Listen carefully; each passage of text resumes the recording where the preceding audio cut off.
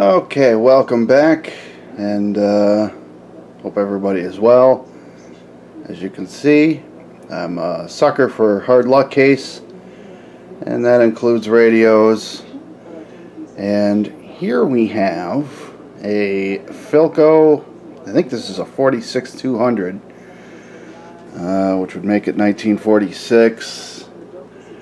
This radio is pretty toasty as far as its condition. It's been around. Dial plastic is all shrunken up, but at least it turns. That's always a good sign. This thing is pretty filthy. Let's see if we can turn it around here and inspect. Got a chip out of the old cabinet right there. There's no back to it, which really isn't a problem because there's reproduction backs out there.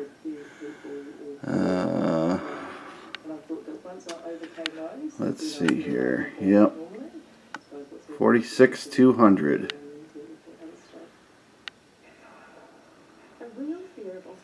Loctile tubes. There's one that's been changed. Dial light.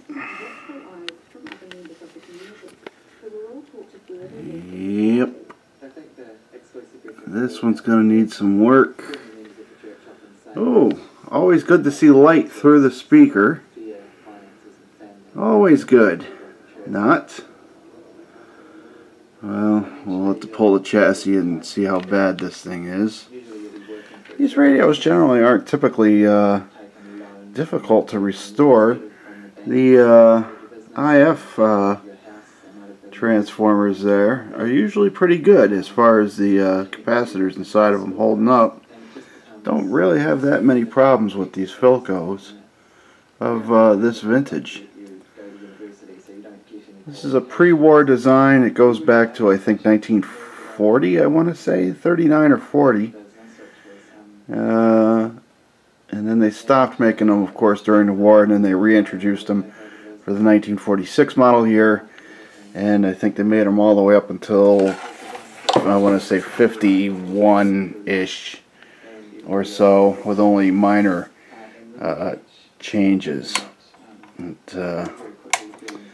I would love to plug it in and try it out, but this dial cord has seen better days, so I think what we will do is, I'm a glutton for punishment, so I think what we'll do is pull the chassis, put a new dial cord on it, plug it in, and see if we can't blow it up.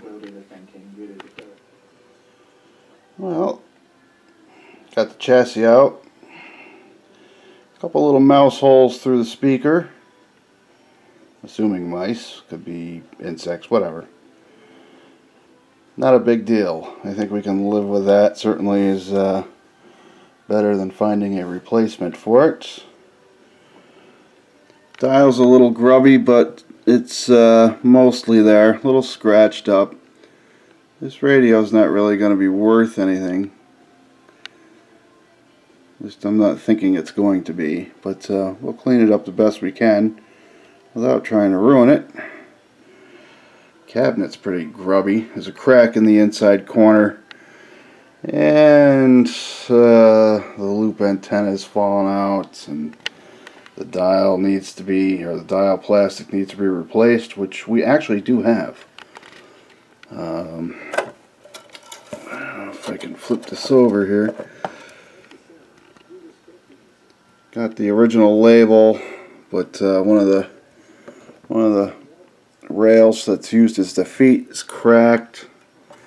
Of course, that's cracked right there. So this is really just going to be a project for the heck of it, because like I said, it's not really going to be worth anything, and I'll be just utterly shocked if this thing actually works. Okay, kids, how much you want to bet that that is dry? And probably that one too. And that's a lot of paper caps and stuff there. Okay, well, we'll have our work cut out for us.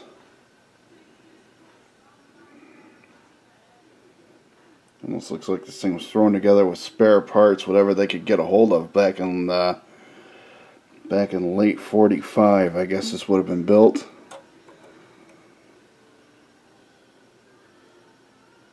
Well, let's get a cord on it and watch it smoke and buzz and fizz.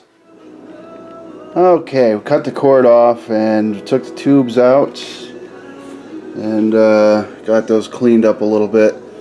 3 original Philco loctals, an RCA, and a GE there for you. Not that that really matters as long as they work.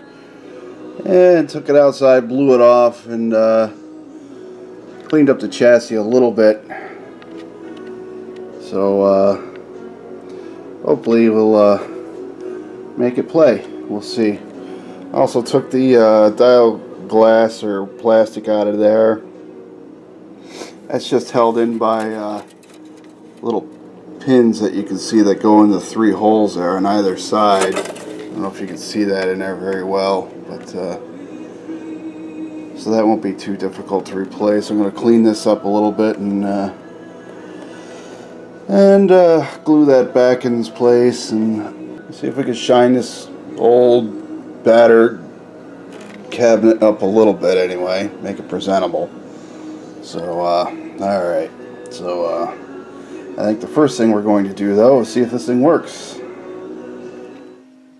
Okay, because I don't really have a fire extinguisher handy, I went ahead and put a couple of new filter capacitors in, and I changed out that yellow thing as well there, whatever this was. Aerovox. Dandy. Well, I didn't trust it to be dandy, so anyway, we changed that out. And we got the new power cord kind of snaked through there as well. And, well, against my better judgment to put parts in it before I even know it works. But, we'll give it a shot. Got the tubes back in it. And we've got it plugged into an extension cord here in case I gotta unplug it real quick. And against my better judgment, we're going to turn it on now. The knobs are on because it's a hot chassis. Well, that's all the way up. Let's see here. It should be picking up my in-house transmitter at least. I don't know why it's not. Well, let's try something here.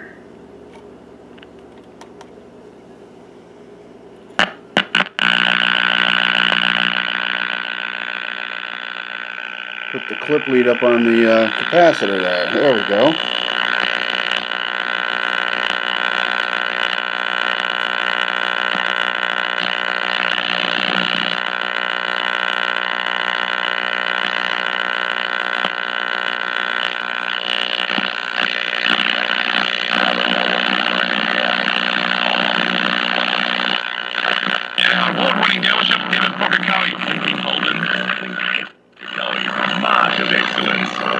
Now is the perfect time to start thinking about a new home for you and your family. This could be your goal. Alright, the receiver's awake. A special low deposit if you're a first home buyer. Normal lending. For more information, contact your local Golden Homes office or get online.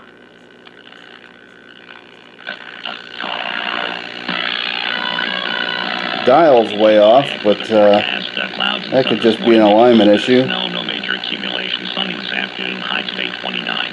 Clear to partly cloudy, cold tonight, low 9. Alright. I guess that means that this is going to be worthy of a recap and a little further cleaning. How about that? I'm absolutely shocked. I thought this thing would go up in flames in front of me. Okay. More to come. Well, we went ahead and started to do a recap on this, and pardon the mess here. But one of the things that is always tricky, and I'm wondering if anybody ever had any experience with this or what they would do, rather. We got a 0.2 microfarad cap here, but as you can see, one lead is wrapped around it, and then it goes straight to ground right there. Now, you have to have that coil in place because that's as far as I know, it's it's for noise suppression. It says line isolating cap on it, or it doesn't say that on it, but that's what it is. It's some type of isolation, and apparently it requires a certain amount of resistance because otherwise they wouldn't have wrapped it like that. But I'm wondering what people would do in this situation. I think what I'm going to do is I'm just going to cut the one end of this cap off, leave it in place, and then see if I can just tack in a replacement cap. I think that's about as good as I'm going to do with that, because I'm not quite sure how, other than restuffing it, which isn't really feasible with that coil on there. I don't know what to do with this thing, but I guess we'll experiment and we'll see. Okay, we got it recapped here. Basically all I did here was just remove the coil from the old line suppression cap, and I just kind of took a little bit of glue and just secured it in place over the new one. I'm not sure if that resistance will be changed out or not, but it'll work. Whatever you do, just remember that these aren't instructional videos. I'm just showing what I do. If you want to learn how to do this properly, go watch Radio TV Phononauts channel, or Shango 066, or All American 5 Radio there, whatever channel that is. There's plenty of places you can learn how to do this properly. I'm just redneck repairing this one because this radio, even though I'm probably 20 something bucks into it now, it's not going to be worth anything really, other than just a piece on my shelf. So all I'm doing is getting it operational. That's it. Not going to be for sale. You're not going to see it on eBay for 150 bucks. I'm just getting it to play. That's all. So anyhow, it's that's kind of ugly, but that's believe it or not, that's how it looked coming from the factory almost. Boy, they really wired this thing up really quick when they built it, I tell you what. Good old point-to-point wiring. Anyhow, I'm going to secure these lytics here a little better, and we're going to see if we can't do something to cover up those two joints there floating in free space. And that's it. Let's see if it plays.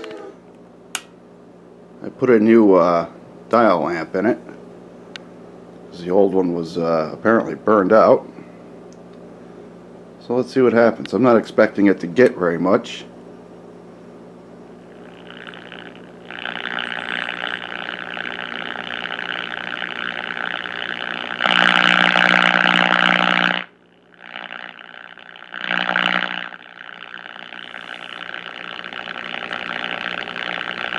Okay.